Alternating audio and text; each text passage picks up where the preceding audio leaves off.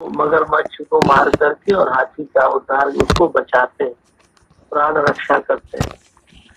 तो गजेंद्र और गाह की कथा और ध्रुव ध्रुव की कथा और भक्त प्रहलाद की कथा, ये सब कथाएं जो थी वो पौराणिक कथाएं चली आ रही थी। और शिव पुराण में तो शिव की भक्ति की कथा बहुत अच्छे से, विष्णु पुराण में तो पुराणों में भी और वेदों में भी भक्ति की धारा प्रवाहित होती दिखाई पड़ती है। लेकिन ये धारा जो है संस्कृत साहित्य में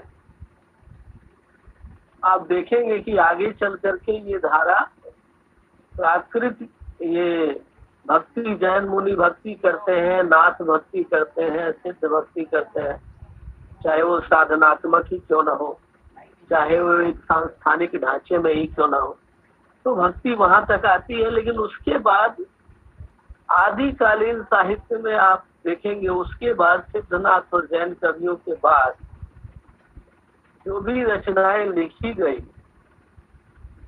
उसमें भक्ति जो है कहीं नहीं है। थोड़ा सा विद्यापति, तो विद्यापति में भी भक्ति जो है वो एक बहाना ही है। विद्यापति का मन श्रृंगार में ज्यादा रमा है, भक्ति में नहीं रमा है।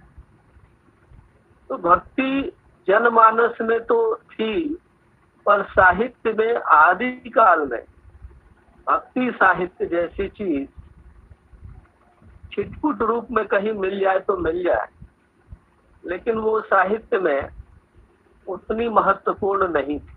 भक्ति साहित्य उतना महत्वपूर्ण नहीं था जो उसका उल्लेख किया जाता है।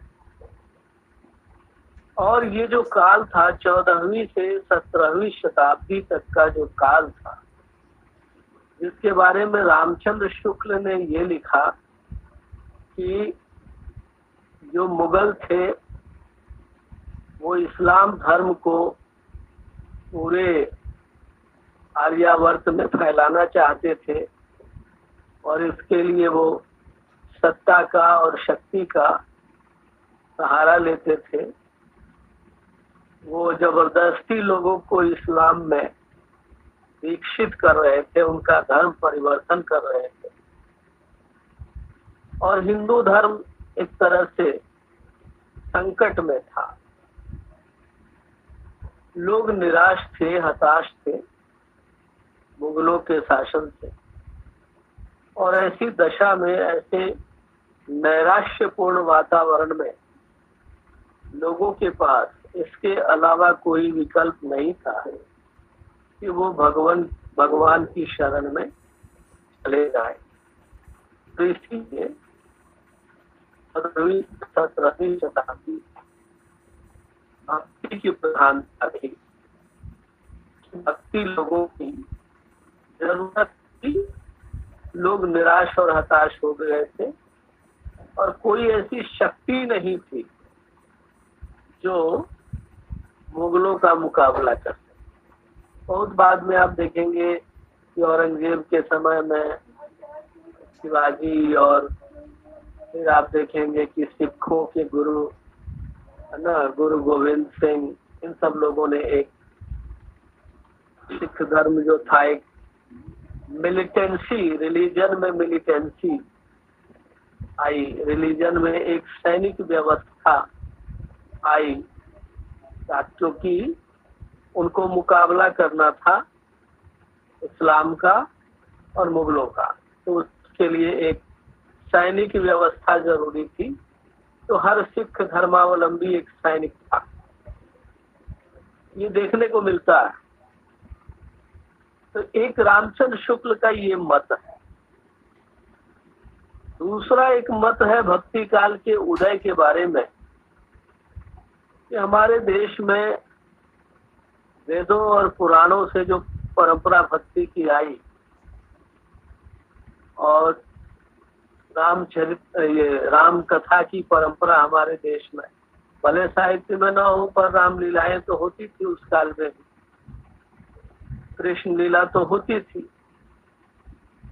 तो ये वर्तमान जीवन में राम और कृष्ण की भक्ति प्रचलित थी, ये इसकी धारा सूखी नहीं थी।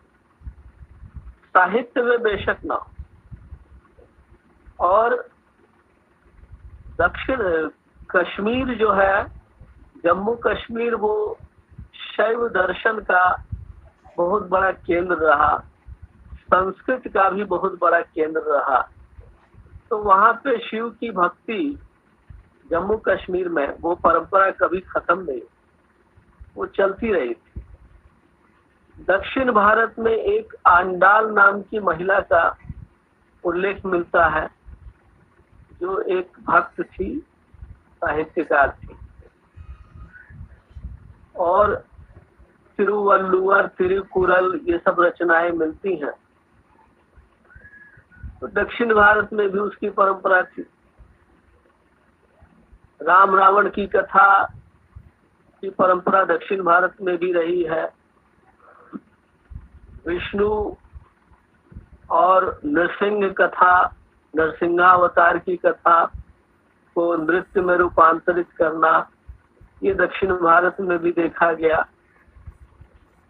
तो ये सब लोक जीवन में, लोक जीवन से भक्ति कभी लुप्त नहीं हुई, ऐसा मानना है हजारी प्रसाद द्विवेदी का, कि लोक जीवन में भक्ति हमेशा रही है। और ये जो वेदों से और श्रीमद् भगवत गीता से या महाभारत से या रामायण से जो राम और कृष्ण की भक्ति के स्रोत रहे हैं, ये सब जो रहा है, उसकी धारा अविच्छिन्न रूप से आगे बढ़ती रही। अब ये आपको जब भक्ति काल का साहित्य पढ़ेंगे तो आपको पता चल जाएगा कि सबका स्रोत है कहीं ना कहीं। जैसे आप देखेंगे कि ये जितने कवि भक्ति काल के हुए, मुख्य रूप से 4 कवि हुए हैं। इसमें तुलसीदास, गोस्वामी तुलसीदास और कबीर दास और मलिक मोहम्मद जायसी और सूरदास, मुख्य रूप से 4 कवि हैं। ये में केवल 4 कवि दिखाई पड़ते हैं, लेकिन इसके पीछे बहुत सारे कवि रहे।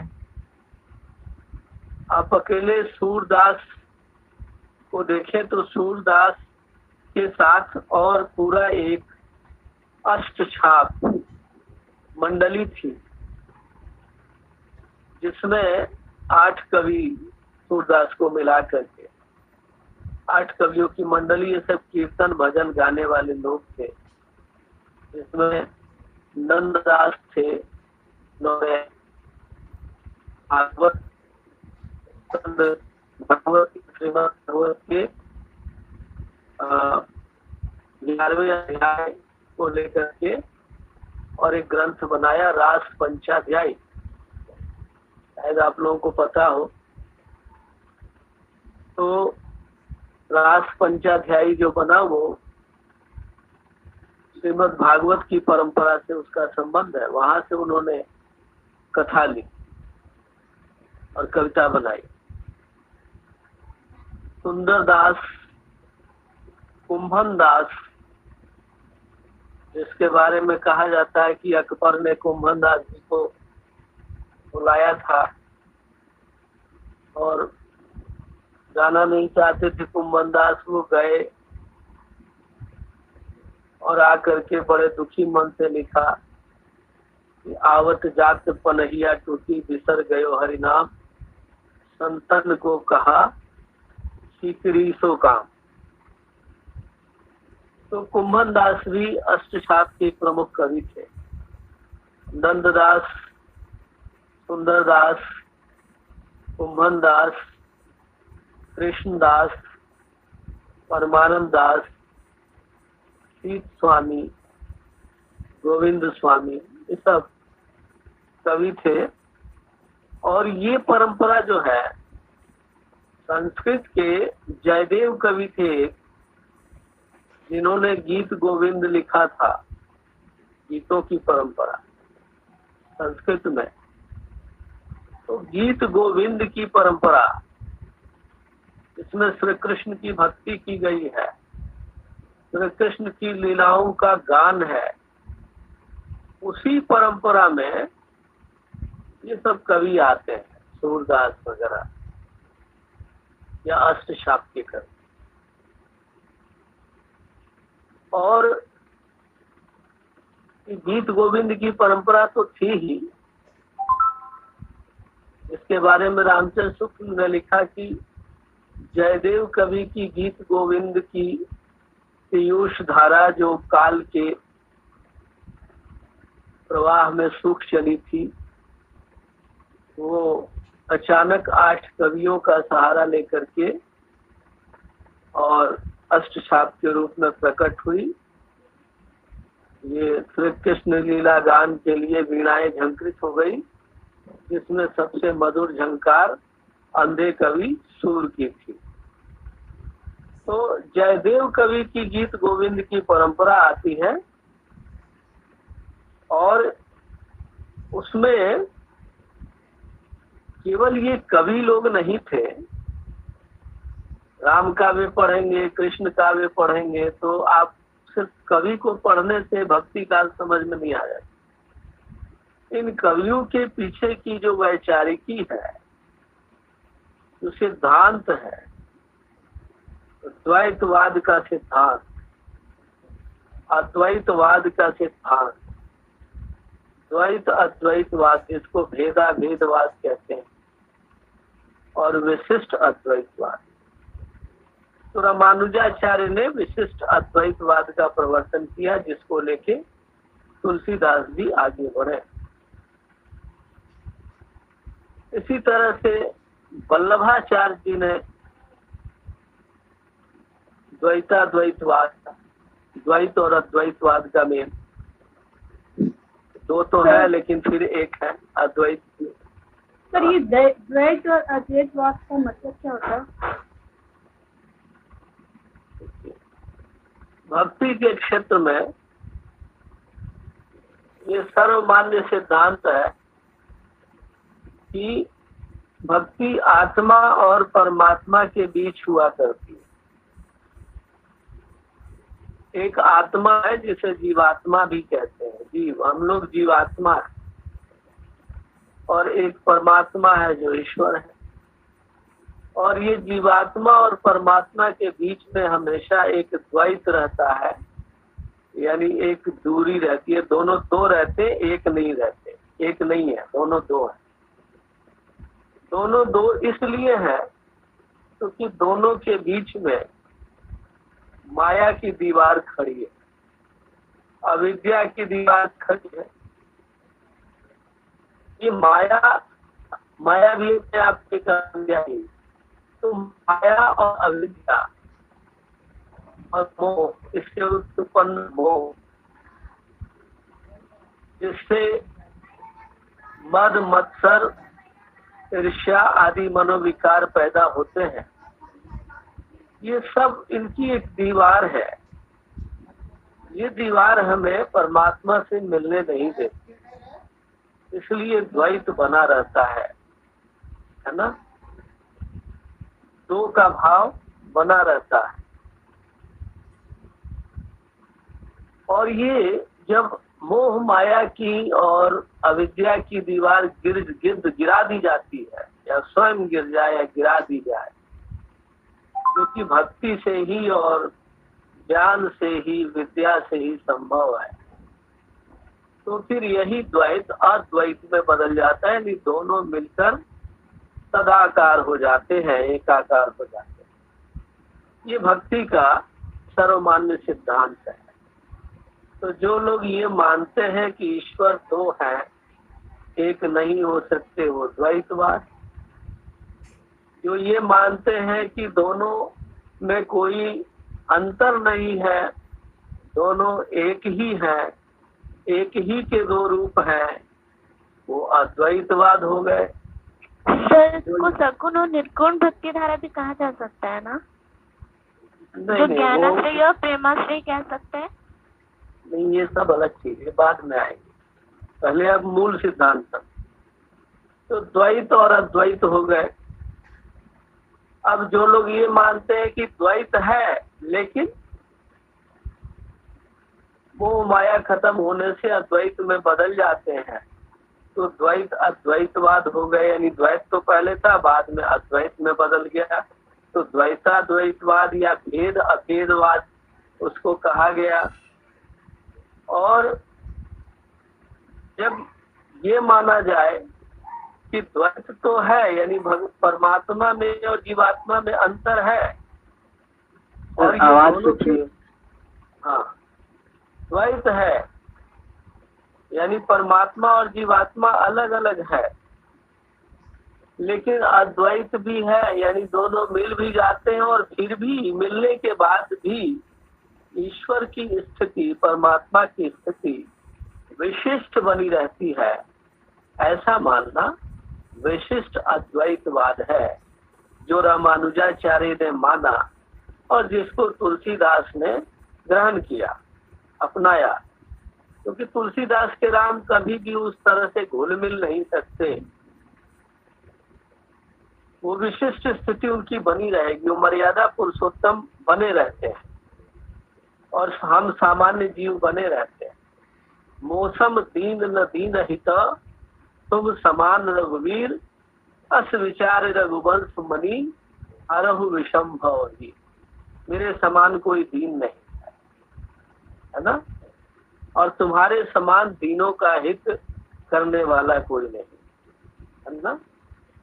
और मैं पतित हूँ और आप पतित पावन है, तो ये फर्क बना हुआ है, विशिष्ट स्थिति है ईश्वर। तो ईश्वर की विशिष्ट स्थिति को, परमात्मा की विशिष्ट स्थिति को स्वीकारने के कारण विशिष्ट अद्वैतवाद का सिद्धांत बना, रामानुजाचार्य जी ने चलाया। तो रामानुजाचार्य के विशिष्ट अद्वैतवाद को गोस्वामी तुलसीदास ने ग्रहण किया, और द्वैत अद्वैतवाद का जो सिद्धांत है वल्लभाचार्य का, भेदाभेदवाद, उसको सूरदास जी ने अपनाया। ठीक है। और अद्वैतवाद का सिद्धांत जिसको कहते हैं, जो कोई द्वैत ही नहीं है, कोई भेद ही नहीं है ईश्वर में और उसमें जीवात्मा में, वो कबीरदास ने अपना लिया कि पिया मोरे राम में राम की बहुरिया। कबीर के राम दशरथ सुत नहीं है, कबीर के राम विशिष्ट नहीं है, कबीर के राम जो है और कबीर जो है, भक्त जो है, इनमें संबंध बड़ा वैयक्तिक सा हो जाता है। ये मोरे राम की बहुरिया, और रोमांटिक संबंध तो तभी होता है बराबर में हो, अद्वैत में आ जाए। तो इसलिए कबीरदास ने अद्वैतवाद का सिद्धांत, उनके गुरु थे रामानंद, अद्वैतवाद का सिद्धांत अपनाया। इसी तरह से एक और संप्रदाय बना, सखी संप्रदाय, हित हरिवंश ने चलाया सखी संप्रदाय। तो सखी संप्रदाय में जितने भक्त हैं वो अपने आप को श्री कृष्ण की सखियां अपने आप को मानती हैं, तो वहां भी अद्वैत है, कोई द्वैत नहीं है। वो भगवान भी सखी है, सखाया सखी है, और भक्त भी सखाया सखी है, तो बराबरी के स्तर पे है। तो इसलिए वहाँ अद्वैत है, कोई द्वैत ही नहीं है। तो इस तरह से आप देखेंगे कि भक्ति के जितने सिद्धांत, जितने भक्त हुए संत साहित्य में, उन सब के पीछे ये जो सिद्धांत है, चाहे वो द्वैतवाद का हो, चाहे अद्वैतवाद का हो, चाहे द्वैत अद्वैतवाद हो, चाहे विशिष्टाद्वैतवाद हो, इन सिद्धांतों की भूमिका रही है, वैचारिक ही रही है। सर, एक शुद्धा अद्वैतवाद भी है क्या? शुद्धाद्वैतवाद है, शुद्ध अद्वैतवाद है। और वो ऐसे ही है, उसका साहित्य में उतना एप्लीकेशन नहीं हो पाया। शुद्धाद्वैतवाद है एक सिद्धांत है। तो मूलतः